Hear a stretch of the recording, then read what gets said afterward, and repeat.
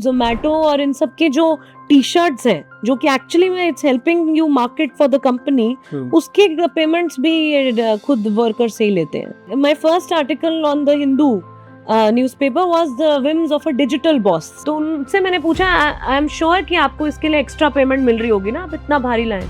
कह रहे सेम है, अगर मैं 1 बनाना लेके आता या मैं ये 10 किलो का सामान लाया हूँ आपके लिए, तो सेम चीज़ है. आपने कितने लोगों से बात की है और उस पर से कैसे ये डिसाइड हो सकता है कि ये सबके साथ ऐसा ही हो रहा है? हमारी जो स्टडी है जिसमें 10,000 से अधिक वर्कर्स का सैंपल साइज लिया गया है, ये विश्व में सबसे बड़ा सैंपल साइज है. तो डिस्काउंट का बर्डन ड्राइवर ले, लेकिन सर्ज का बेनिफिट ना मिले. तो डिलीवरी पर्सन जो है वो मात्र 10,000 रुपए कमा पा रहे हैं पूरे महीने में.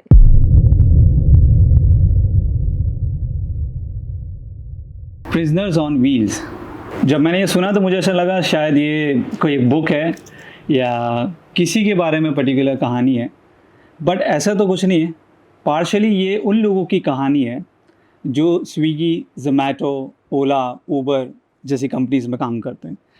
उन छोटे छोटे लोगों की कहानी है जिनके डेली वेजेस की क्या कंडीशन है, क्या सिचुएशन है उनकी प्रोफेशनल लाइफ की, जो हमसे छुपी हुई है. कई बार हम 2 मिनट ड्राइवर के ना आने से थोड़ा सा इम्पेशेंट हो जाते हैं, थोड़ा ऐसा लगने लग जाता है क्यों ये रिसीव नहीं कर रहा है, क्यों ये मुझे सर्विस नहीं दे रहा है, बट उसके डिफरेंट साइड की कहानी हमको पता नहीं होती. Same situation food delivery boys के साथ भी है. इसकी पूरी एक रिसर्च हुई है and that is prisoners on wheels. उनकी जो रिसर्च डायरेक्टर हैं हमारे साथ आज मौजूद हैं. विदाउट एनी फर्दर अडू सीधा उनसे बात करते हैं और जानने की कोशिश करते हैं कि एक्चुअली ग्राउंड रियलिटी क्या है, किस तरीके की सिचुएशन से ये सारे वर्कर्स गुजर रहे हैं. So without any further to let's get started.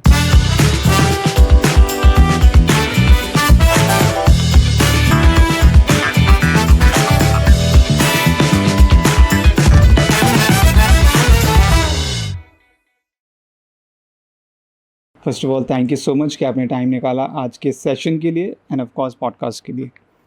Thank you so much Rahul, and congratulations for this initiative. First of all ये सेटअप और आपका जो अंदाज है वो सब काफ़ी अच्छा है और इस तरह की चर्चा लोगों तक पहुंचाना बहुत ज़रूरी काम कर रहे हैं आप लोग, तो उसके लिए बहुत बहुत बधाई. Thank you so much ma'am.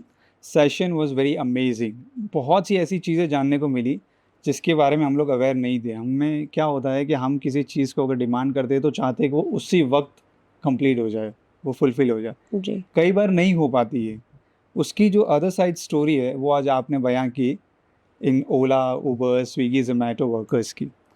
सीधा स्ट्रेट फॉरवर्ड एक क्वेश्चन मैं आपको पूछूंगा, क्या ये गिग वर्कर हैं और क्या गिग इकोनॉमी है, ये क्या है? थोड़ा सा इसको थोड़ा आप क्लियर करें. जी, तो आजकल जो नए तरीके के काम हम देख रहे हैं कि आ रहे हैं, जो डिजिटल वर्ल्ड और डिजिटल इंडिया के ज़माने में जो एप्स आ रही हैं, प्लेटफॉर्म्स आ रहे हैं, उससे जो काम लेते हैं उनको प्लेटफॉर्म वर्कर्स कहते हैं, और ऐप आधारित कर्मचारी जो ऐप के ज़रिए अपना काम प्राप्त करते हैं और उसी के थ्रू उन्हें पेमेंट्स मिलती हैं. दरअसल उसी को ही ऐप बेस्ड वर्कर्स कहते हैं. गिग वर्कर का जो आइडिया है वो यहाँ से आया कि इसको एक तरह से full time proper formal employment की तरह नहीं देखा जा रहा है. ये एक पीस ऑर्डर, जैसे एक ऑर्डर आया, दूसरा ऑर्डर आया, एक राइड आई, फिर और राइड आई, तो इस पीस रेट वर्क को एक तरह से गिग वर्क भी कहते हैं. लेकिन हम देख रहे हैं कि भारत में खास तौर पे पूरी तरीके से निर्भर है इस तरह की इकोनॉमी पे लोग, जो कि 8 घंटे की शिफ्ट एक रेगुलर वर्किंग शिफ्ट हुआ करती थी, जो हमारे लेबर यूनियंस ने डिमांड की थी, और हम बोलते हैं ना 9 to 5 जॉब. तो 8 घंटे की शिफ्ट बहुत बड़े बड़े संघर्षों से प्राप्त की गई थी, और उसमें ओवर टाइम अगर आप काम करते हैं तो उसमें एक्स्ट्रा पेमेंट मिलता है.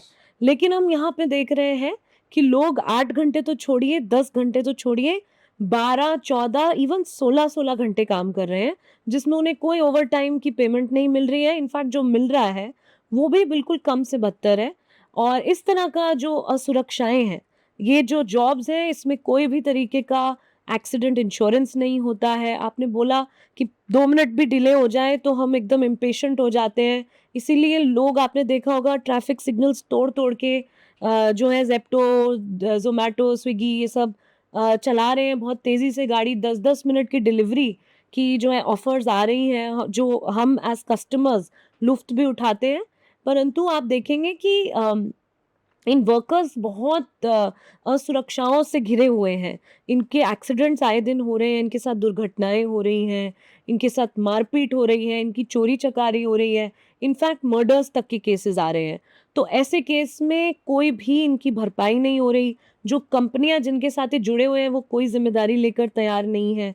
तो जो गिग वर्कर बोलिए, प्लेटफ़ॉर्म वर्कर बोलिए या ऐप बेस्ड वर्कर बोलिए, इस इकोनॉमी में, इस इंडस्ट्री में जो सारी तमाम असुरक्षाएँ हैं, उसी काम को हम अपनी इस स्टडी में देख रहे हैं और मेरी पीएचडी में भी मैंने इस तरह के इनसिक्योर वर्कर्स के ऊपर काम किया है, जो सिर्फ़ ऐप बेस्ड नहीं, जैसे स्ट्रीट वेंडर्स, रिक्शा पुलर्स और तमाम श्रमिक वर्गों को भी मैंने समझने की मैं कोशिश की है। एक्चुअली वही पूछने की आपको कोशिश भी कर रहा था कि इसमें और कौन-कौन से लोग इंक्लूड होते हैं? लाइक स्विगी, ज़ोमैटो, उबर, ओला, ज़ेप्टो जैसा आपने बोला, इसके अलावा और कौन-कौन से जो हैं वो देखिए इंक्लूड होते हैं? जी, तो इसमें जो भी लोग, जैसा मैंने समझाया कि जो भी काम ऐप के ज़रिए हो रहा है, तो वो एक तरह से इसके बाउंड्री में आ जाएगा। जैसे कि ओके। आजकल केयर वर्क चल रहा है, अगर मुझे कोई डोमेस्टिक हेल्प चाहिए या मुझे कोई अपनी एल्डरली के लिए केयर करवाना है, या मेरे अगर मुझे बेबी सिटिंग के लिए किसी को हायर करना है। आजकल डॉग्स को पार्क में वॉक कराने के लिए भी स्पेशल निकलने लग गया है। It's like a new job profile that has come out. हुँ, तो उसके लिए भी लोग ऐप पे बुक कर रहे हैं। ट्रू। तो ये सब तरीके की चीज़ें जो हैं आप देख सकते हैं, और आगे जाके चीज़ें और भी बढ़ने वाली हैं। अभी प्लम्बर और सैलून का काम, ब्यूटी वर्क और इलेक्ट्रीशियन, ये सब लोग भी लोग ऑनलाइन हायर कर रहे हैं। और अब्रॉड में आप देखेंगे कि ये ट्रेंड काफ़ी कॉमन है। आपको टास्क्स जो हैं वो मिलती हैं अपने ऐप के ज़रिए, पेमेंट भी ऐप के ज़रिए मिलती है। इनफैक्ट प्राइसिंग भी कस्टमर्स डिसाइड कर सकते हैं कि ओके। क्या इतने प्राइस में आप आने को तैयार हैं। फिर जो वर्कर है वो अपना बिड रखता है। तो इस तरह की जो ऑनलाइन लेबर मार्केट बनती है और जो डिमांड एंड सप्लाई के ज़रिए प्राइसिंग डिटरमिन होती है, एल्गोरिदम्स के थ्रू ड्यूटीज़ जो है वो अलॉट होती हैं, जो टास्क्स अलॉट होते हैं, ये सब एक नया तरीके का हम बोल सकते हैं कि लेबर चौक होते थे ना पहले, हुँ, जहाँ पे दिहाड़ी एम्प्लॉयर आते मज़दूर थे। जिसे बोलते थे एक बिल्कुल, तरीके से। तो वो जो है ये ऑनलाइन लेबर चौक्स एक तरह से हुँ, बनते जा रहे हैं, और इसमें आगे बहुत सारे हमें रूप और रंग देखने को मिलेंगे। उसमें हमें बहुत सारी सुविधाएँ देखने को मिलेंगी, पर हमें बहुत सारी असुरक्षाएँ भी देखने को मिलेंगी, जिसके ऊपर हम लोग काम कर रहे हैं, और सिर्फ़ बतौर रिसर्चर्स नहीं, हम लोग एक एडवोकेसी ग्रुप की तरह भी काम कर रहे हैं। चाहे वो जुडिशरी के थ्रू उसमें समाधान ढूँढना, लीगल फ्रेमवर्क्स के थ्रू समाधान ढूँढना, लेजिस्लेटिव में जो लॉ मेकर्स हैं, एमपीज़ हैं, एमएलएज़ हैं, और तमाम जो सरकारें हैं उनके साथ बैठकर कानून बनाना, उसे इम्प्लीमेंट कराना, लोगों में जागरूकता फैलाना, इन सब चीज़ों को लेके, उन सभी मुद्दों से जुड़कर हम इस पर काम कर रहे हैं अभी। नाइस। सो आपके कहने का मतलब है गिग वर्कर्स यानी जो ऐप बेस्ड वर्कर्स हैं, जो उसमें काम करते हैं, they are called gig workers. जी, और इसी से रिलेटेड जो भी जितना भी ट्रांज़ैक्शन होता है या चीज़ें आगे पीछे होती है, मॉनेटरी वाइज़ हो, हुँ, फिज़िकली हो, डिजिटली हो, जी, वो पार्ट है इस इकोनॉमी का, दैट इज़ गिग इकोनॉमी, जी, राइट? जी, am I right? That's right. Okay, nice. Ma'am जैसे आपने बोला कि इन लोग की जो डेली वेजेस, अगर मैं एक तरीके से इसको एक टर्म दूँ, डेली वेजेस, तो वो डिसाइड करने वाली कंपनीज़ होती हैं, एक तरह से कह सकते हैं, जी। राइट? जैसे इनड्राइव है, इनड्राइव की अगर मैं बात करूँ तो उसमें हम बिड लगा सकते हैं। हुँ, उसमें कस्टमर जो है वो अल्टीमेटली बिड लगा सकता है कि भाई इतना मुझे पैसा पे करना है इस राइड का। जी। दूसरी कंपनीज़ में ये चीज़ नहीं है।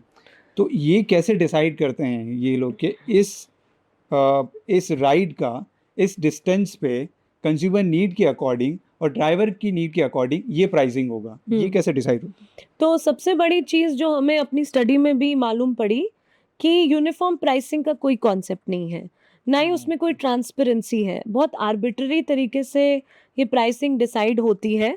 कुछ कन्फर्म नहीं है कि अगर आप एक ड्राइवर हैं और मैं एक ड्राइवर हूँ, और हम अभी पॉइंट ए से पॉइंट बी तक कोई राइड अगर ड्रॉप करने के लिए हमें इसी समय और इसी कंडीशंस में सेम कंडीशंस में हम जाते हैं तो आपको एक अलग फेयर दिखाएगा, मुझे एक अलग फेयर दिखाएगा, कस्टमर को भी हो सकता है अलग अलग दिखाए, पर ड्राइवर्स में आपको दिखेगा कि ये इनफैक्ट आपने अगर ए से बी तक ड्रॉप किया तो जो बेस फेयर आपको मिला है जरूरी नहीं कि उसकी जस्ट अगली राइड पे आपको वही फेयर मिले, तो वो टाइमिंग के साथ भी बदलता है, वो आपको किस प्रकार का कस्टमर मिल रहा है उसके साथ भी बदलता है, वो बहुत मनमानी तरीके से चीज़ें चेंज होती हैं और उस पर यही मांग हो रही है कि एक डेटा जो है ट्रांसपेरेंसी हो, फेयर्स में यूनिफॉर्मिटी हो, स्टैंडर्डाइजेशन हो, या एटलीस्ट एक ट्रांसपेरेंसी हो कि किन किन फैक्टर्स के आधार पे वो तय किए जाएंगे और किन किन आधार पे वो बढ़ेंगे या कम होंगे। अगर कहीं सर्ज प्राइसिंग दिखाता है, मान लीजिए अभी बारिशें चल रही थी तो काफ़ी I think prices surge of पे कोर्स चल रहे होंगे, तो हाइक हो गए थे वो। उसमें ऐसा नहीं है कि वर्कर को फ़ायदा मिल रहा है, हम्म, ज़रूरी नहीं है। सर्च प्राइसिंग में कंपनी उसका मैक्सिमम जो बढ़ा हुआ अमाउंट है वो अपनी जेब में रख रही है, कस्टमर को अगर भारी भरकम डिस्काउंट मिल रहा है तो उसका भी बड़ा सा बड़ा शेयर जो है वो ड्राइवर के कंधे पे डाल दिया जाता है, तो डिस्काउंट का बर्डन ड्राइवर ले लेकिन सर्ज का बेनिफिट ना मिले। इस तरीके की कई सारी चीज़ें जो हैं वो हमें स्क्यूड देखने को मिली, मतलब एल्गोरिदम्स जो हैं वैसा ही वो सेट है। कंपनी के फेवर में ज़्यादा स्क्यूड देखने को मिल रही हैं और वर्कर के अगेंस्ट जाती हुई दिख रही हैं। इसके और भी कई सारे उदाहरण हैं, जैसे कि पेनल्टी सिस्टम होता है, इंसेंटिव सिस्टम होता है, सर्विलेंस सिस्टम्स होते हैं, ये सब इन ऐप्स की खूबसूरतियाँ बोलूँ मैं या फिर खासियत बोलूँ तो वो है जिसके ज़रिए वो काफ़ी अच्छे से उनको माइक्रो रेगुलेट कर सकते हैं। उन्हें पता चल जाता है अच्छा आप तो अभी इस रूट के बजाय इस रूट से चले गए, या आपको तो यहाँ खड़े होना चाहिए था आप यहाँ खड़े हैं। तो एक तरह से ये कंपनियाँ अपने आप को बोलती है कि हम एम्प्लॉयर्स नहीं हैं, पर अगर देखा जाए तो, और आई थिंक नेदरलैंड्स की किसी जजमेंट में आया था कि ये एम्प्लॉयर्स नहीं है, सही बात है एम्प्लॉयर्स नहीं है, ये हाइपर एम्प्लॉयर्स हैं। ये इतने ज़्यादा एम्प्लॉयर्स हैं कि आपकी एक एक कदम पे इनको नज़र रखनी है, आप क्या कमा सकेंगे उसकी आपको कोई पता नहीं चलेगा। अगर आपकी पेमेंट में से कुछ कटा है तो वो उसका आपको अंदाज़ा भी नहीं हो पाएगा, आप जान भी नहीं पाएंगे कि आपकी कितना लॉस हुआ है। तो ये बहुत ज़्यादा इसमें मनमानी देखने को मिल रही है और एक पारदर्शिता बिल्कुल भी नहीं देखने को मिल रही। तो कई सारी ऐसी चुनौतियाँ आ रही हैं। आपने वेजेस की बात की तो मैं छोटा-छोटा बता दूँ कि हमारे स्टडी में निकल के आ रहा है कि सब कुछ अगर आप सारे खर्चे हटा दें, ऑन वर्क के खर्चे, हाउस होल्ड एक्सपेंसेस अभी अलग हैं, तो अगर आप एट वर्क जैसे ईएमआई व्हीकल की, उसकी कार की मेंटेनेंस, डेली का जो फ्यूल लगता है, ये सब अगर आप हटा दें तो डिलीवरी पर्सन जो है वो मात्र 10,000 रुपये कमा पा महीने रहे का। हैं पूरे महीने में, और वो भी ऐसा कि जिसमें वो छुट्टी शायद ही ले पा रहे हैं महीने में, 2 या 4 2-3 छुट्टी से ऊपर नहीं ले पा रहे हैं, हफ्ते में 1 छुट्टी का कॉन्सेप्ट वो नहीं उसका जो है आनंद ले पा रहे हैं, ना ही वो घर में बच्चों के साथ टाइम स्पेंड कर पा रहे हैं, ना नींद पूरी कर पा रहे हैं, ना वेकेशन पे जा पा रहे हैं किसी, मतलब अगर वो माइग्रेंट प्रवासी मजदूर हैं तो कहीं अपने घर चले जाएं कुछ दिन गाँव, वो सुविधा भी वो नहीं ले पा रहे हैं। और कैब ड्राइवर्स की अगर मैं बात करूं तो ऐसे ही कुछ 14-14 घंटे काम करने के बावजूद भी इतनी बड़ी इन्वेस्टमेंट गाड़ी की करके, इतने बड़े-बड़े लोन्स पे फाइनेंस करा के ईएमआईज़ देते हुए के बावजूद भी 15,000 से ऊपर ये लोग नहीं कमा पा रहे हैं। इस तरह के हमें खुलासे देखने को मिल रहे हैं अभी, और क्योंकि ये सैंपल साइज़ 10,000 से भी अधिक है, तो एक तरह से ये रिप्रेजेंटेटिव है और इसको कुछ हद तक कॉन्फिडेंस से बोला जा सकता है कि इसमें अभी जो करंट ट्रेंड्स चल रहे हैं, काफ़ी सच्चाई है। मैम ये आपने बिल्कुल सही बोला, because I have seen in Mumbai also and other metropolitan city and tier 1 tier 2 cities कि जैसे बरसात ज़्यादा हो रही है, अगर आपने अभी देखा 5 o'clock कोई राइड बुक करना चाह रहे हैं, बरसात नहीं है, अगर वो 200 रुपीज़ दिखा रहा है और उसी वक्त अगर बरसात होगी और 10 मिनट्स के आफ्टर 10 मिनट्स अगर आप वो राइड बुक कर रहे हैं तो वो 250 हो जाएगा, 300 हो जाएगा, वो एकदम रेट स्पाइक करता है। That's true. सेकेंड मैम, ये आप बोल रहे हैं कि जितना भी एल्गोरिदम सेट है वो totally benefited to companies only, but ये पूरी तरीके से कम्प्लीटली राइट है, बिकॉज इनिशियली तो जितने भी ड्राइवर्स थे उनको बहुत अच्छा बेनिफिट हुआ ही है, जी, ऐसा सुनने में भी आया है और आपने भी बताया जी, था। जी। तो ये कब से ग्रेजुअली डिक्रीज होना स्टार्ट हुआ है, जब से उनको वेजेस अपने प्रॉपर नहीं मिलते हैं? जी, पहले तो प्रॉपर वेजेस कुछ तय नहीं किए गए हैं। और हमारा मानना है कि जो इसमें एक कंपोनेंट है कि आप ज़्यादा काम कर रहे हैं तो आपको ज़्यादा पेमेंट मिले, हम वो चीज़ उसको हटाना नहीं चाहते। हम कह रहे हैं कि एक फ्लोर वेज होना चाहिए कि आप अगर 10 घंटे ऑनलाइन हैं, तो आप इतना तो अपनी जेब में लेकर घर जा पाएँ। चाहे आपकी गलती नहीं, आपको राइड मिल रही है, नहीं मिल रही है, कितनी मिल रही है, कितना आपने डिस्काउंट दे दिया है, वो ड्राइवर की हेडेक नहीं है, वो सुबह से शाम रात तक घर काम पे निकले हैं, तो उन्हें एक फ्लोर वेज मिलनी चाहिए और उसका एक वेरिएबल कंपोनेंट भी डाल सकते हैं, जिसमें जो इंसेंटिव वाला बात है कि आप ज़्यादा काम कर रहे हैं, ज़्यादा मेहनत कर रहे हैं, ज़्यादा लंबी राइड्स ले रहे हैं, तो फिर आपको जो है उसके आधार पे एक्स्ट्रा भी चीज़ें मिले। तो एक तो इस तरह की माँग हम रख रहे हैं और वो मिनिमम वेज के इक्विवेलेंट तो बनना ही चाहिए, ताकि जो तय की गई है मिनिमम वेज, वो इसी चीज़ों को सोच के की गई है कि किसी को खान-पान घर का चलाने के लिए खर्चा हो। कितना चाहिए, उस हिसाब से चीज़ होनी चाहिए। कई सारे एविडेंसेस हमें देखने को मिल रहे हैं कि वो ज़्यादातर स्क्यूड कंपनी की तरफ देखने को मिलता है। और आपने पूछा कब से ट्रेंड जो है पकड़ में आ रहा है, और ये ट्रेंड मैं आपको बताऊं तो शुरू से ही इसकी टेंडेंसी रहती है। लेकिन शुरू में क्या होता है कि कंपनीज को जो फंडिंग मिलती है शुरू में, उसको पहले तो वो बर्न करते हैं और ज़्यादा से ज़्यादा पैसा वो लगाते हैं। ये फंडिंग कहाँ से मिलती है मैम? वेंचर कैपिटलिस्ट होते हैं, फॉरेन इन्वेस्टर्स जो फिनटेक यानी फाइनेंस और टेक की नए स्टार्टअप्स आ रहे हैं उन्हें सपोर्ट करते हैं। फिर इंटरनेशनल लॉबी भी होती है, अब जैसे ऊबर है, तो ये इंटरनेशनल कंपनी है। फिर उसके बाद ओला जैसे स्टार्टअप्स भी आए। लेकिन आप ये देखेंगे कि इसमें ऐसा नहीं है कि अनलिमिटेड स्टार्टअप्स जो आ पाएंगे, ऐसे और भी बहुत सारे आए थे स्टार्टअप्स जिनको जो है नहीं सपोर्ट मिल पाया।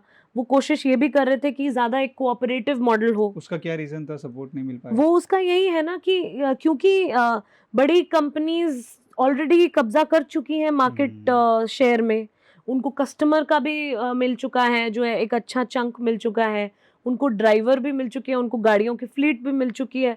तो अब वो एक तरह से मार्केट को सैचुरेट करके और अपना बिग कैपिटल के ज़रिए वो और प्लेयर्स को नहीं आना देना चाहते, तो वो कंपटीशन नहीं चाहते, तो वो अपनी प्राइस वॉर्स के ज़रिए उन्हें हटा सकते हैं मार्केट से। जैसे कि वो इतने कम प्राइस ऑफर करने लगेंगे कस्टमर को, जो छोटी दूसरी कंपनियां नहीं कर सकती, क्योंकि वो True. किफ़ायती ही नहीं है। लेकिन क्योंकि आपको बाहर से फंडिंग आ रही है इस तरीके की, तो आप कम प्राइस में भी कस्टमर को डिस्काउंटेड प्राइसेस में भी कहीं दूर दूर पहुंचा सकते हैं और अपने ड्राइवर को भी शुरुआत में खुश रख सकते हैं। तो ऐसा भी हुआ था शुरू में जब नई नई ऐप्स आई थी कि ड्राइवर्स ने भी सीख लिया था कि चलो फेक बुकिंग कैसे लेनी है। वो तो वो फेक बुकिंग लेके एक पॉइंट से दूसरे पॉइंट में शो कर देते थे कि हम चले गए हैं, पर बैठे बैठे उन्होंने भी कमाया। फिर ओटीपी सिस्टम आया तो कंपनियों को तो तुरंत समझ आया कि क्या चल रहा है, तो उन्होंने उसको आउटस्मार्ट करने की पूरी तरीके से, उनके पास तो और बड़े हथियार हैं, उनके पास एल्गोरिदम है जिसको वो अपने हिसाब से शेप कर सकते हैं। मैम यहाँ थोड़ा इंटरवेन करना चाहूँगा। जी। आपने कहा कि पहले ड्राइवर ने भी बहुत फेकिज्म किया है और एक तरीके से गलत या फॉल्स राइड बुक करके अपने अभी बताएं कि भाई इतना हमारा राइड हो गया। जी। तो ये भी तो एक पॉइंट हो सकता है जहाँ पे कंपनी को ऐसा लगा हो कि नहीं अब थोड़ा सा ज़्यादा और स्ट्रिक्ट होना चाहिए वर्कर्स के ऊपर। नहीं, मैं वही आपको बोल रही हूँ ना, शुरू में जो कंपनी का ही ये वायदे आए थे कि हम आपको बता रहे हैं कि 1.5 लाख रुपए कमाने का सपना पूरा कीजिए। तो वो 1.5 लाख कैसे कम रहे थे? वो 1.5 लाख ऐसे कम रहे थे कि आपको 10 राइड आप करते तो 5,000 रुपए मिलेंगे। तो ऐसे बहुत मोटे इंसेंटिव शुरू में दिए ताकि अट्रैक्ट कर सके और ड्राइवर्स को। और वो और फुलफिल फिर हुए या नहीं? शुरू में मिले लोगों को। Okay. This is around I think 14 to 16, maximum 2016 तक आखिरी इस तरह के अच्छे इंसेंटिव्स रहे होंगे। और इनफैक्ट इससे थोड़ा पहले ही आप लगा लीजिए, क्योंकि 2016 की पहली ओला उबर की स्ट्राइक हुई थी, वही मैंने कवर किया था और मेरा इंटरेस्ट फिर इसमें आया था, क्योंकि मैं इनफॉर्मल लेबर पे काम कर ही रही थी अपनी पीएचडी में। तो मुझे लगा कि ये कैसे नहीं है इनफॉर्मल लेबर, इसमें तो बड़े कॉर्पोरेट कैपिटल इन्वॉल्व है, ऑर्गेनाइज्ड कैपिटल है, लेकिन वर्कफोर्स तो इनफॉर्मल है, किसी भी सुरक्षा से वो नहीं जुड़ी हुई। तो वहाँ पे जो है लोगों ने स्ट्राइक करना स्टार्ट किया कि इंसेंटिव ख़त्म हो गए हैं, इंसेंटिव सिस्टम अगर लगा रहे हैं तो 9 राइड मिल रही हैं, 10वीं नहीं मिल रही है, तब से चल रहा है। तो कि उसमें भी कहीं सारे फ्रॉड हैं। और आपने जो बात बोली कि कुछ वर्कर्स ने ये चीज़ें की और वो पकड़े भी गए, उनकी आईडी भी ब्लॉक हुई, तो उन्हें पनिशमेंट भी मिला, बट दैट डजंट मीन कि आप ओवरऑल जो है इंडस्ट्री के वेजेस को इतना डिप्रेस कर दें और फिर उनकी कंडीशंस को इतना वर्स्ट कर दें, और फिर अगर किसी के साथ दुर्घटना होती है तो उसका डेटा ही डिलीट कर दें। इस तरह के लाइसेंसेस तो आई थिंक किसी कंपनी को नहीं होने चाहिए। और जब वो सब कुछ तय कर रहे हैं अपने ड्राइवर के लिए, कि वो और सारा खर्चा और सारी इन्वेस्टमेंट ड्राइवर कर रहा है, तो फिर ये कैसे नहीं हुए एम्प्लॉयर्स, और ये कैसे मतलब अपने आप को इससे दूर रख रहे हैं। तो ये सारी चीज़ें, इनफैक्ट जोमेटो और इन सब की जो टी शर्ट्स हैं, जो कि एक्चुअली में it's helping you market for the company, उसके पेमेंट्स भी ये खुद वर्कर से ही लेते हैं। तो अच्छा। इसमें भी इतना I मतलब mean, मतलब जो टी शर्ट वो लोग पहनते हैं, टी शर्ट और सर्दियों में स्वेट शर्ट, और बारिशों में रेन कोट, और इवन वो बॉक्स जिसमें वो खाना लेके आ रहे हैं, this is not the basic equipment that they are getting from the company, they are paying for it.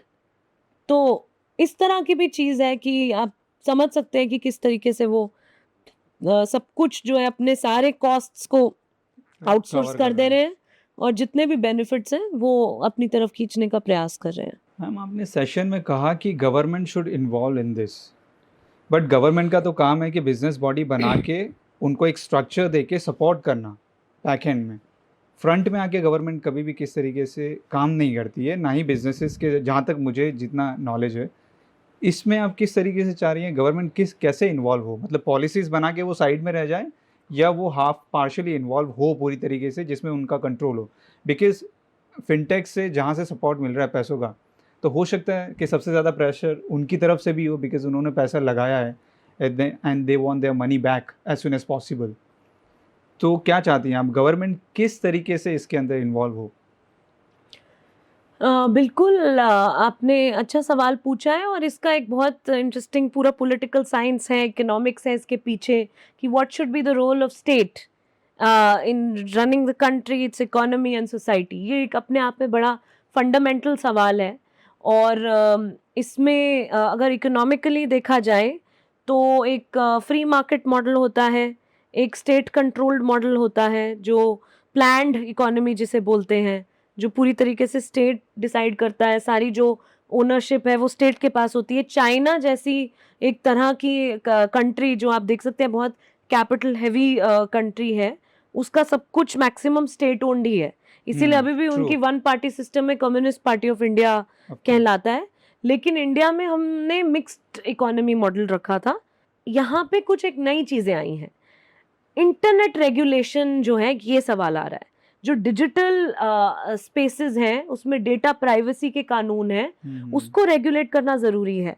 Factories act हुआ करती थी, जब अब अगर मान लीजिए ये जो स्मार्टफोन और डिजिटल एज से पहले वाले कंपनियों को कौन रेगुलेट करता था, वो तो रेगुलेटेड है, उनको लाइसेंस चाहिए ऑपरेट करने के लिए, वो लाइसेंस और आसानी से मिलते हैं, दैट्स ट्रू, उनको लैंड आसानी से मिलता है, दैट्स ट्रू, वो वेजेस किस हिसाब से बांटेंगे, उनको EF PF ये सब देना है कि नहीं, उसमें भी कुछ कानून लगते हैं। तो लेबर लॉज, फैक्ट्री लॉज और इंडस्ट्रियल रिलेशंस कोड, ये सारे कानून सरकार के हर सरकार में होते हैं, ताकि वो कैसे स्मूथली फंक्शन करे। सिर्फ सरकार रोकने का काम नहीं करती, स्मूथली फंक्शन कराने का काम भी सरकार कराएगी ना, वरना अगर सिर्फ कॉर्पोरेट कंट्रोल्ड होगी पूरी कंट्री तो एनार्की भी आ सकती है एक तरह से। तो state also creates that levers for it to move smoothly। तो यहाँ पे गवर्नमेंट का रोल आता है कि एटलीस्ट एक रेगुलेटरी फ्रेमवर्क तो हो। आपके सिटीजन्स के साथ दुर्घटना होती है तो कोई अकाउंटेबिलिटी तो होनी चाहिए ना, कि कौन कौन जिम्मेदारी लेगा, या तो आप बताइए कि कौन जिम्मेदारी लेगा, या तो सरकार ले जिम्मेदारी, किसी ना किसी को तो लेनी पड़ेगी ना, अगर कुछ इस तरीके से हो रहा है। फाइनली तो उसको वो कस्टमर तो उस ऐप के थ्रू ही मिला, उस कमीशन तो उस ऐप ने काटी, वो राइड तो मतलब ऐप ने डिटरमिन किया ना कहाँ से कहाँ। तो इसलिए ये रेगुलेटरी फ्रेमवर्क को आप इस तरीके से ना देखें कि इन कंपनियों पे रोक लगाई जा रही है या इनकी प्रॉफिट पे रोक लगाई जा रही है। एक फॉर्मेट बनाया जाए, एक फ्रेमवर्क तो होना चाहिए ना। तो स्टार्टअप इंडिया को सपोर्ट करना या फिर इस तरह के न्यू डिजिटल स्टार्टअप्स को सपोर्ट करना, ये सब काम भी सरकार कर रही है, पर फिर वो स्टार्टअप्स ऑपरेट कैसे करेंगे, किस अम्ब्रेला में करेंगे, और हर क्षेत्र में, डिफेंस हो गया, कॉर्पोरेट हो गया, फाइनेंस हो गया, हर क्षेत्र में कुछ प्रकार का रेगुलेटरी फ्रेमवर्क है, मॉनेटरी फ्रेमवर्क है, सब चीज़ों में होता है। तो आई थिंक इस सेक्टर में भी होना चाहिए, क्योंकि ये बहुत डेंजरस भी हो सकता है। आप समझ सकते हैं लाखों करोड़ों की पेमेंट्स ऑनलाइन यूपीआई में हो रही हैं, आपका पैसा है, मेरा पैसा है, उसमें टैक्स कट रहा है लगातार। सरकार इसीलिए भी इन्वॉल्व होनी चाहिए क्योंकि वो टैक्स ले रही है, जीएसटी कट रहा है हर ट्रांजैक्शन पे। राइट। तो it's a very clear question that सरकार का रोल हमेशा हमें ये नहीं देखना चाहिए कि एक रोड़ा लगाएगा किसी चीज पे। It can also smoothen and create favourable conditions for even various corporates to operate. फिर फाइनली मैं ये कहना चाहूंगी कि अगर ये ट्रूली फ्री मार्केट की भी बात हो रही है तो उसमें छोटे छोटे प्लेयर्स को भी मौका मिलना चाहिए। कुछ ड्राइवर्स मिलके स्टार्टअप खोल लें और कोऑपरेटिव मॉडल पे वो ऐप बनाएं। कुछ टेकीज जो है वो खुद चल के आके ऐसा कुछ बना ले, तो उनके लिए भी स्पेस होनी चाहिए। तो उसको बोलेंगे ना एक लेवल प्लेइंग फील्ड। तो ऐसा स्पेस तो हमें नहीं दिख रहा। एक तो मोनोपोली कैपिटलिज्म का दौर चल रहा है। Nice, very insightful. मैम, आपने कहा कि गवर्नमेंट इन्वॉल्व होनी चाहिए, तो मुझे ऐसा लगा कि एक फॉर्मेट बनाएं गवर्नमेंट, या ये लोग ही फॉर्मेट बनाएं और गवर्नमेंट उसको सिर्फ इंस्पेक्ट करे कि एग्जैक्टली क्या चीज़ें हो रही है टाइम टू टाइम। कुछ ऐसा ही जैसा ओटीटी में हो रहा है। ओटीटी में बहुत सी ऐसी चीज़ें आई क्योंकि सेंसरशिप नहीं थी जी। जो भी डालना चाहते थे वो लोग पुट ऑन कर सकते थे। तो इसकी वजह से आफ्टर अ वाइल अभी ऐसा हो रहा है कि उसमें एक सेंसरशिप आ रही है, गवर्नमेंट का इंस्पेक्शन आ रहा है धीरे धीरे, कि इस तरीके से क्या आप कुछ ऐसा ही चाहती हैं कि करे वो सब बट इंस्पेक्ट गवर्नमेंट करे time to time? I think that's a very good example and a good parallel to draw. And I think this is one way of doing it कि जो उसमें मेजर स्टेक होल्डर्स हैं वो इसके terms decide करें, जैसे workers associations और employers किस बात से, या फिर जो कंपनीज हैं वो किन चीज़ों में राज़ी होती हैं उस चीज़ पे हो, और फिर एक समझौता हो, उस पर एग्रीमेंट हो, और फिर उसमें सरकार जो है वो थोड़ा देख रेख का काम करे और उसमें खुद भी इन्वॉल्व हो इन टर्म्स ऑफ कि डेटा शेयरिंग के ऊपर अगर सरकार इन्वॉल्व हो। कोई जैसे सोशल सिक्योरिटी में कुछ सरकार की तरफ से नहीं आ रहा है तो वो पॉसिबल है, जो सेस कस्टमर और एम्प्लॉयर की तरफ से कंट्रीब्यूट हो वर्कर के वेलफेयर पे, उसकी बात हो सकती है। तो अभी तक जो हम देखते हैं कि अलग अलग इंडस्ट्रीज में मॉडल होता है ट्राइपार्टाइट सिस्टम, जिसमें representative of the workers, representative of the employers और सरकार के रिप्रेजेंटेटिव, ये तीनों मिलके, स्पेशली जहाँ पे क्लियर एम्प्लॉयर एम्प्लॉई रिलेशन नहीं होता, ये इस काम को आप ये समझिए कि यहाँ पे कोई डायरेक्ट बॉस और डायरेक्ट वर्कर वाला रोल नहीं है। ट्रू। ऑल्दो आई फील कि है, जैसा हमने बताया कि एक तरह से हाइपर एम्प्लॉयमेंट वाला सीन है यहाँ पे, कौन लेकिन इंसान है लेकिन ऐसा नहीं है कि वो ऐसा कौन व्यक्ति है, वो ऐप को एक तरह से रिपोर्ट कर रहा है। राइट। तो my first article on the Hindu newspaper was the whims of a digital boss. तो एक डिजिटल बॉस का रूप है, लेकिन एक्चुअली में है इनफैक्ट बहुत ठोस एम्प्लॉयर है यहाँ पे, अगर आप देखना चाहें और आइडेंटिफाई करना चाहें। पर एक तरह से जो डायरेक्ट एम्प्लॉयर एम्प्लॉय, जैसे फैक्ट्री में आपको दिख रहा है कि मैनेजमेंट है, सुपरवाइजर है, यहाँ पे वर्कर है, उस तरीके से नहीं होता। इसीलिए यहाँ पे गवर्नमेंट का रोल भी आ जाता है ऐसे कंडीशंस में। तो जैसे डोमेस्टिक वर्कर्स होते हैं, स्ट्रीट वेंडर्स होते हैं, कंस्ट्रक्शन वर्कर्स होते हैं, उसमें ठेका जहाँ पे कॉन्ट्रैक्चुअलाइजेशन होती है, ऐसे केसेस में भी ट्राइपार्टाइट मॉडल को यूज़ किया जाता है और इसमें ऐसा कुछ निकाला जाता है जिसमें सभी को कुछ न कुछ फ़ायदा हो और कम से कम चीज़ें लोगों को लॉस में देखनी पड़े। आपने कहा कि कोई भी इंडिविजुअल भी इस मार्केट में आए, अपना बिजनेस ग्रो करे जी। और एक फॉर्मेट से काम करे, उसका एक एग्जाम्पशन होना चाहिए, उसकी एक छूट होनी चाहिए। बट मैम, कोई भी एक कंपनी चलाने की बहुत बड़ा पैसा लगता है, बहुत ज़्यादा एम्प्लॉयर्स लगते हैं, एक एडुकेशन लगता है, एक पूरा सिस्टम लगता है उसको बनाने के लिए। डू यू रियली थिंक कि इस तरीके के लोग इस पूरी चीज़ को बनाने में और उसको चलाने में केपेबल हैं? क्यों नहीं? आज ही हम बात कर रहे थे, जब मैंने आपको अपने ही डेटा में से बताया कि पढ़े लिखे लोग, स्किल्ड लोग गिग वर्क में आ रहे हैं क्योंकि उनके पास कोई एम्प्लॉयमेंट अपॉर्चुनिटीज़ ही नहीं है। और अगर सरकार नहीं क्रिएट कर पा रही है ऐसी अपॉर्चुनिटीज़, या फिर कॉर्पोरेट सेक्टर, प्राइवेट सेक्टर भी नहीं क्रिएट कर पा रहा है, तो फिर ऐसी इन्वायरमेंट तो क्रिएट की जा सकती है जहाँ पे वो खुद कुछ चीज़ें कर सके, जो कि पकौड़ा बेचना और समोसा बेचना या चाय बेचने से थोड़ा सा और भी हो। मैं ये नहीं कह रही, मेरा काम स्ट्रीट वेंडर्स पे पहले था, मतलब उससे भी प्रमुख मेरा जो, अगर आप देखेंगे तो ये सब कोई मजाक की बात नहीं है, जो लोग ये कर रहे हैं वो भी मुझे बहुत रिस्पेक्टफुल लग रहा है, लेकिन प्रॉब्लम ये है कि इन्हें भी एविक्ट किया जा रहा है सड़कों से। और अभी एक MBA चाय वाला का स्टार्टअप है, वो भी काफी अच्छा चलता है। तो I am not demeaning any kind of work, what I am trying to say is that जिसकी जो स्किल है, जिसकी जो क्षमता है, उसके हिसाब से अगर वो काम करे तो अच्छा रहेगा। अब आपने पूछा कि इन्वेस्टमेंट क्या रहेगा, स्कूटी लेने के लिए कुछ थर्ड पार्टी आजकल काफी यूलू जोलो इस तरह की एप्स आ गई हैं। अगर कैब है तो अगर कुछ 10 कैब ड्राइवर, 50 कैब ड्राइवर मिलके, और उनके पास कैब तो ऑलरेडी है, बस उनको एक टेक वाला बंदा चाहिए अपने साथ, जो कि एक छोटा सा इंटरफेस बना दे और बोले कि पर्टिकुलर लोकेलिटी में वो बोले कि हम एक हाइपर लोकल ट्रांसपोर्ट आपको प्रोवाइड कर रहे हैं, जो जिनको मन है ये आप ऐप डाउनलोड करो, इसमें कुछ एक अच्छा फीचर बता दो।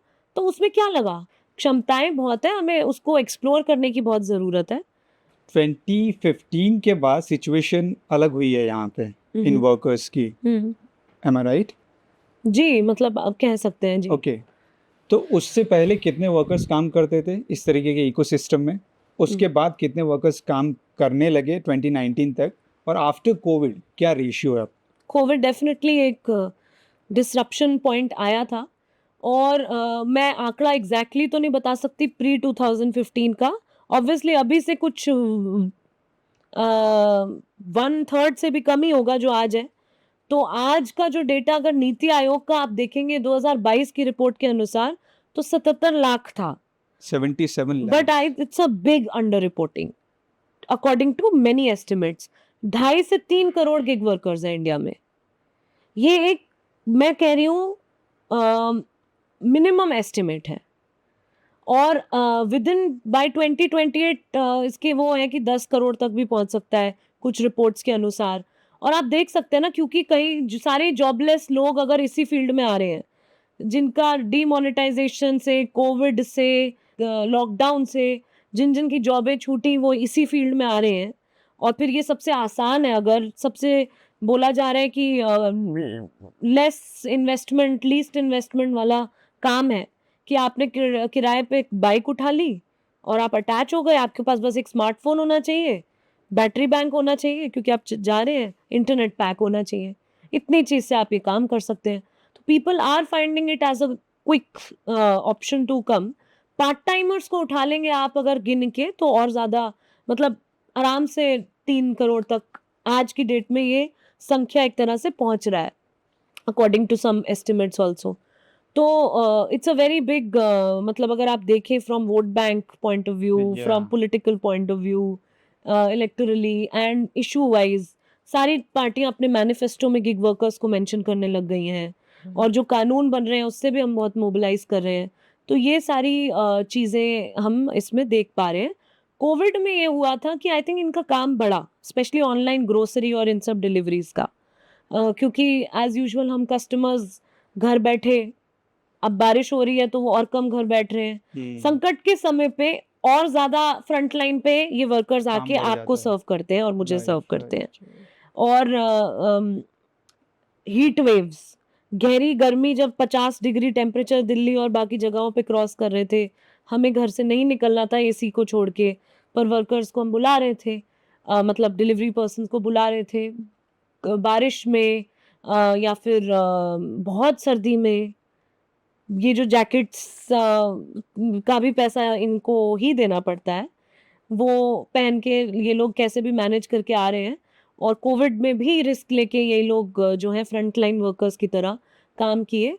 तो इनका कंट्रीब्यूशन बढ़ा है, इनका रोल बढ़ा है, इनके लिए डिमांड बढ़ी है ओवर टाइम, और इनका एक तरह से बहुत बड़ा रिजर्व आर्मी ऑफ लेबर जिसको बोलते हैं, कि सप्लाई भी बढ़ी है इन वर्कर्स की, क्योंकि एक अगर छोड़ के जाता है तो 10 और खड़े हैं, क्योंकि बेरोजगारी भी बहुत है देश में। मैम, इन लोगों का काम जो है हर, आई मीन जैसे ओला है तो totally different sort of work, Swiggy Zomato अलग, जेप्टो अलग, जी।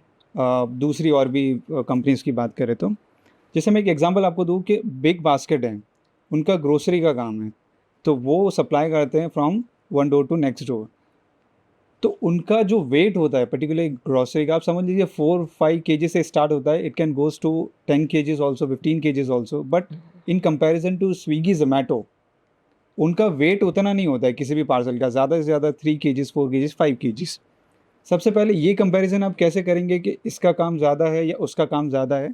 सेकंड ये कि दोनों का काम जब अलग है, फॉर्मेट एक है, एक स्ट्रक्चर एक है, लेकिन काम जब दोनों का अलग है तो एक ही पॉलिसी में कैसे आ सकते हैं दोनों चीज? दोनों ही आपके अच्छे सवाल हैं और इसको सेक्टरली इसके स्पेसिफिक चैलेंजेस और हर कंपनी इनफैक्ट अपने नई नई policy, incentive system, payment system अलग निकालती है। अगर आप सिर्फ ई कॉमर्स की डिलीवरी को देखें तो अमेजोन और फ्लिपकार्ट की कुछ सेम नहीं है, उनकी अलग चल रही है। अमेजोन ने 50 रुपए पर डिलीवरी से स्टार्ट किया था, 10 रुपए पर डिलीवरी दे रहे हैं। शुरू में उन्होंने देखा कि अरे और वर्कर आ रहे हैं, कम से कम में भी काम करने को तैयार है, गिराते रहे अपना रेट। ठीक है, तो हर समय भी और कंपनी भी और आप जैसा आपने बोला सेक्टर भी, इसको आप डिवाइड करके अलग अलग तरीकों से समझ सकते हैं। इसका अम्ब्रेला क्या है, कॉमन क्या है इसमें, वो ये है कि ये एक तरह से ट्रांसपोर्ट सेक्टर वर्कर्स हैं, वी कैन से दैट। तभी ये आपको प्रिजनर ऑन व्हील्स, सभी व्हील्स पे एक तरह से काम कर रहे हैं। तो उनको हर कंपनी या हर क्षेत्र में रेट्स तय करना, फिक्स करना, ये सब किया जा सकता है। और पहला आपने सवाल पूछा तो मैंने इन वर्कर्स से ये चीज़ पूछी थी, क्योंकि एक बार मैंने खुद ही कुछ तरबूज या फिर क्या बोलते हैं उसको, नारियल पानी और कुछ ऐसा 5 किलो का आटा, कुछ ऐसे हैवी चीज़ें थी। तो मैंने कहा भैया आई एम होपिंग कि आपको इन सब ज़्यादा 2 चक्कर में वो व्यक्ति लाए थे और हमारा सेकंड फ्लोर पे था। मैं नीचे जाके भी एक चक्कर काट के आई, बट फिर वो खुद ही आ गए थे दूसरा लेके भी, जो दूसरा लॉट बचा था। तो शिफ्ट हुए थे शायद, तो हमारा ज़्यादा वो था। तो उनसे मैंने पूछा आई एम श्योर कि आपको इसके लिए एक्स्ट्रा पेमेंट मिल रही होगी ना, आप इतना भारी लाए? कह रहे सेम है, अगर मैं 1 बनाना लेके आता या मैं ये 10 किलो का सामान लाया हूँ आपके लिए तो सेम चीज़ है। तो I was very shocked and it's a basic common sense I think, जो बेसिक रैशनैलिटी और बेसिक ह्यूमैनिटी नहीं यूटिलाइज की जा रही है इन टेक इंटरफेस में, जो कि हमारा, जो हम सोचते हैं कि और फेयर कर देना चाहिए था टेक के आने से, बिचौलिए जो है कम हो जाने चाहिए थे, पर कंपनियां खुद बिचौलिया बन के बैठ गई हैं जो हर ट्रांजैक्शन में से बिना बात कमीशंस काटती हैं।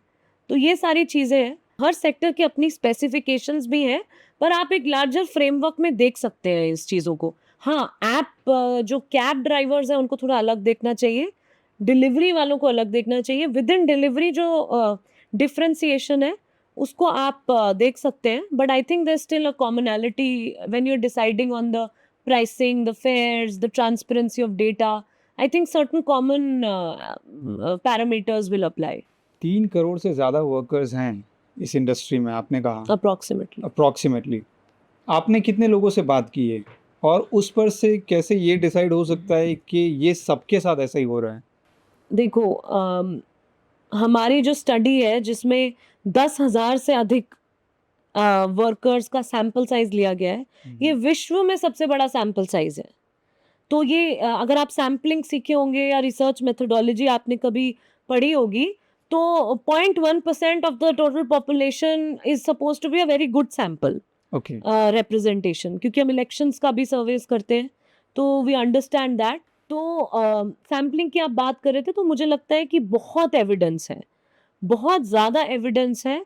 आप न्यूज़पेपर आर्टिकल्स देख लीजिए, आप प्राइमरी डेटा देख लीजिए जो निकल के आ रहा है, सेकेंडरी डेटा देख लीजिए और वर्ल्ड का डेटा देख लीजिए। और अगर सेम कंपनीज ऑपरेट कर रही हैं, जैसे उबर है, वो अलग अलग देशों में, श्रीलंका, नेपाल, हम ILO का कन्वेंशन बना रहे हैं इसके ऊपर, उसके ऊपर जो है रिपोर्ट लिख रहे हैं, एक 2025 में इसी के ऊपर आने वाला है। तो तमाम देशों के यूनियंस के साथ जुड़ के हम ये काम कर रहे हैं, सभी के अनुभव सेम कैसे हो रहे हैं। कौन कौन सी और कंट्रीज है मैम जिसके? इसमें जो अभी हमने हैदराबाद की मीटिंग की, उसमें श्रीलंका, नेपाल, बांग्लादेश में समस्या चल रही है तो उनके लोग नहीं आ पाए, तो वो साउथ एशिया की मीटिंग थी। सब सहारन अफ्रीका और लैटिन अमेरिका के देश भी इसमें अभी, साउथ ईस्ट एशिया के देश, इसमें भी हम जुड़ के जो है कुछ काम कर रहे हैं और सब जगह के रिपोर्ट्स को कंपाइल करके ILO को अपना रिकमेंडेशंस भी भेजने वाले हैं। वहाँ पे तो भी सेम सेम हो रहा है। जैसे इंडोनेशिया में ग्रैब करके आ रही है कंपनी, जैसे यहाँ पे स्विगी है, तो नाम बदल सकते हैं। जो जैसे उबर जैसा तो प्लेयर हर देश में पाया जाएगा, पर फिर उनके साथ साथ एक पिकमी करके है इधर श्रीलंका में, जैसे ओला यहाँ पे है, तो नाम बदलेंगे ओके लेकिन उनकी हरकतें आपको सेम दिखेंगी, क्योंकि वो लॉजिक ऑफ प्लेटफॉर्म कैपिटलिज्म बोलते हैं बाय द वे इसको, वो सिमिलर तरीके से ऑपरेट कर रहा है, वर्कर के एक्सपीरियंस से सिमिलर तरीके से ऑपरेट कर रहे हैं। तो ये कुछ नया नहीं है। मैं तो आपको ये बोलूंगी कि हम जरूर इसको न्यू फॉर्म्स ऑफ वर्क बोल रहे हैं। जो फैक्ट्री का मजदूर होता था उसको असेंबली लाइन प्रोडक्शन पे लगा देते थे, क्लॉक वर्क होता था, टेलरिज्म का कॉन्सेप्ट की स्पीड बढ़ा दी और माइक्रो लेवल्स पे उसको तोड़ के रख दिया, डी स्किलिंग किया और ज़्यादा से ज़्यादा और काम ज्यादा से ज्यादा काम निकाला। तो 10 मिनट डिलीवरी में आपको और क्या दिख रहा है? हम्म। यहाँ तो आपने और ज्यादा माइक्रो क्लॉक वर्क लगा दिया, इधर पूरा टाइमर आ जाता है वो 10 मिनट का। एक्चुअली ये कॉन्सेप्ट भी मुझे समझ में नहीं आया जब इनिशियली ये निकला, जैसे हाफ एन आवर में आप पिज़्ज़ा ले लीजिए, अगर नहीं आया तो आपको वो फ्री मिलेगा। 10 मिनट डिलीवरी जो आप अभी बोल रही हैं, कैसे पॉसिबल है? एक डिस्टेंस को कवर करने में अगर 20 से 30 मिनट्स लगता है, 10 मिनट्स में कैसे डिलीवरी हो सकती नहीं नहीं, वो तो उन्होंने इतना ज्यादा उसकी डिस्ट्रीब्यूशन की रीच बढ़ा दी है कि हर छोटे से छोटे ब्लॉक में एक इंस्टामार्ट का, जैसे मैं आपको दिल्ली और ऐसे मेट्रो सिटीज का बता रही हूँ, तो इंस्टामार्ट का वो स्टोर रख दिया, तो लोकल स्टोर्स बहुत नजदीक कर दिए हैं। तो ऐसा नहीं है कि उनको 20 मिनट की चीज या 30 मिनट का डिस्टेंस 10 मिनट में करना है, पर फिर भी आप सामान कलेक्ट कर रहे हो, फिर आपको ढूंढनी है जगह। जरूरी थोड़ा है कि आप 3rd फ्लोर पे 9वें मिनट पे पहुंच ही जाओ। है? Still there should be some room to breathe. तो एंड आई थिंक कि कस्टमर्स के अंदर भी एक थोड़ी सी गंदी आदत डाली जा रही है कि आपको तुरंत सोचते ही मिल जाए चीज। आई कैन अंडरस्टैंड, मतलब भूख भी एक ऐसी चीज होती है कि आपको लगता है कि I want it very soon, और 30 मिनट का फिर भी I think is manageable, but this 10 minute is beyond comprehension. And I think for medicine और समथिंग एक्सट्रीमली अल्ट्रा इमरजेंसी के केस में होना चाहिए बस ये 10 मिनट का, according to me. Last but not the least, जाते जाते इस पॉडकास्ट को वाइंड अप करना है। 2 क्वेश्चन है मेरे। हु इज़ आकृति Bhatia apart from all this things? क्या पर्सनल लाइफ के लिए टाइम मिलता है या नहीं मिलता है, या totally you are incline toward this only? और आपके अकॉर्डिंग इस सारे प्रॉब्लम का सोल्यूशन क्या होना चाहिए, पॉलिसी क्या होनी चाहिए? Last 2 questions. लास्ट वाला पहले बोल देती हूँ क्योंकि वो रिलेटेड है। इसके ऊपर हमने काफ़ी चर्चा की कि एक रेगुलेटरी फ्रेमवर्क होना चाहिए और सारे लेबर के ऊपर होना चाहिए कि मिनिमम वेजेस लागू हो जाए, बेसिक सोशल सिक्योरिटी सब वर्कर्स को मिलनी चाहिए। बाहर देशों में तो अगर आप बेरोजगारी भत्ता भी देते हैं कि आप घर खाली बैठे हैं तब भी आपको इतना रुपए मिलेंगे। आपका हेल्थ और एजुकेशन जो है वो स्पॉन्सर्ड होता है, पब्लिक ट्रांसपोर्ट स्पॉन्सर्ड होता है, इसीलिए लोगों का जो HDI है वो बहुत हाई है। इसीलिए मुझे लगता है कि हम अभी अपने आप को डेवलप्ड कंट्रीज और सुपर पावर बनने से ना सोचे तो बेहतर है, क्योंकि हमारे देश में गरीबी, हंगर, माल न्यूट्रिशन, इस तरह की तमाम दिक्कतें बहुत ज़्यादा हैं। तो अभी मैं कोई डिजिटल लेबर के बारे में नहीं कह रही, मैं सभी के बारे में कह रही हूँ कि एक स्तर होना चाहिए सब लोगों का, मिनिमम स्तर, जहाँ पे अगर आपको दिख रहा है कि इतनी बेघरी है, होमलेस पॉपुलेशन इतना है, बस्ती में इतनी बुरी कंडीशंस में लोग रहने वाले इतने, आप कैसे अपने आप को जो है इतना सुपर पावर कैसे True. कह सकते हैं? ये एक बेसिक थॉट कैसे लोगों में नहीं आता, वो मुझे ताजुब होता है कि we are not able to imagine workers hostels and accommodation and basic facilities, और उनको मतलब इतनी स्टडीज निकल के आ रही है कि लोग 3 वक्त का खाना खाने को अफोर्ड ही नहीं कर पा रहे। अभी रिसेंट स्टडीज है, मैं आपको कोट कर सकती हूँ। तो ये सबसे फंडामेंटल चीज़ें हैं और इसके लिए सरकार को भी आना पड़ेगा आगे, सभी को आना पड़ेगा और प्राइवेट सेक्टर सबको मिल के चीज़ें करनी पड़ेंगी। तो एक basic level of social dignity होनी चाहिए और हर वर्क में वो रिफ्लेक्ट करनी चाहिए। और जो लोग इतने 16 घंटे काम करें उनको तो आप दोगे ही ना कुछ। So that is a basic kind of a thing that we would like to orient the thought process of social policy. Coming to my question, like about me, yes, I'm very passionate about these things and मतलब SRCC से पढ़ने के बावजूद भी जब corporate sector में job लग रही थी, अर्नस्ट एंड यंग, गूगल और तमाम डॉइश बैंक से ऑफर था, पर इन्वेस्टमेंट बैंकर बन के मुझे लगा कि किसी एक प्राइवेट बैंक का मुनाफा करने के बजाय पूरे सोसाइटी और समाज और देश में कुछ अगर बेहतर करा जाए तो वो ज़्यादा मुझे लग रहा था कि ज़्यादा मीनिंगफुल होगा मेरे लिए। और इसीलिए मेरे लिए काफ़ी पैशनेट चीज़ है और मुझे इसके थ्रू ट्रैवल करने का भी मौका मिलता है। I think I love travelling a lot and वहाँ पे भी एक तरह से हम लोगों को उनकी दिक्कतों को, उनके कल्चर्स को और उनकी तमाम चीज़ों को समझने का प्रयास करते हैं। और अपनी हमारी पैगाम की टीम है वो बहुत डायनेमिक है, पैशनेट है, लाइक माइंडेड है।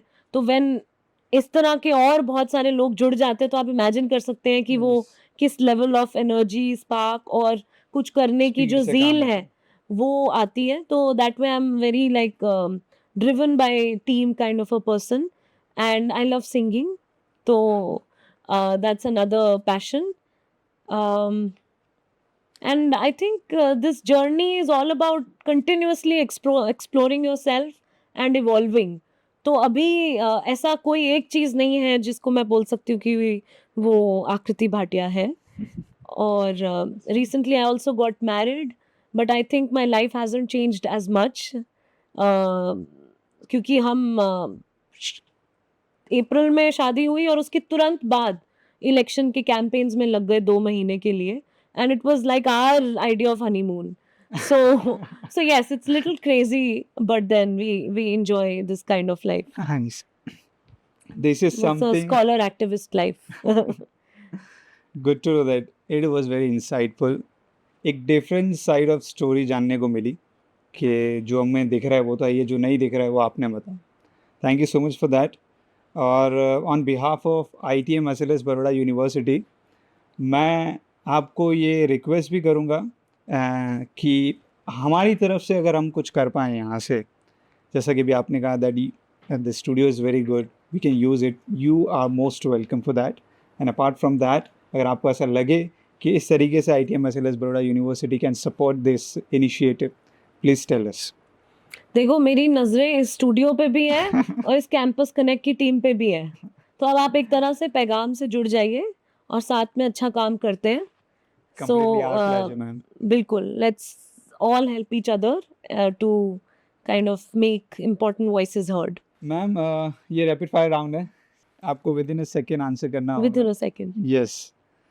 आप तो 10 मिनट डिलीवरी से भी भारी पड़ गए। इसकी नई पॉलिसी लाएंगे मैम कुछ और। And shall we start? Yeah. Alright, which offers more stability for workers, gig economy या traditional employment? I think formal employment. I would use the word formal employment. Okay, should gig workers be classified as employees or independent contractors? Employees. Okay, minimum wage regulation or incentive based pay, which is more beneficial for gig workers? I think more important is the minimum floor wage. Health insurance or paid leave, which should be prioritized for platform workers? Both. Flexible working hours or fixed shift, which model leads to better work-life balance for gig workers? Fixed shift will give more work-life balance, but flexible work can give additional benefits Okay. if it's truly flexible. Government intervention or company-led initiatives, which is more effective in ensuring fair labor conditions? It has to be government intervention because company will always operate in its own favor and for its maximizing its profitability. Universal social security for all or specialized schemes for gig workers, what should be? I think I would go with the first one because that will cover even the gig Universal workers. social Yeah. schemes. Okay. Thank you so much, ma'am. It was nice conversation with you. You did a good hard work preparing all these questions as well. Thank you yeah. so much. Thank you so Very much. good efforts from your end. Great.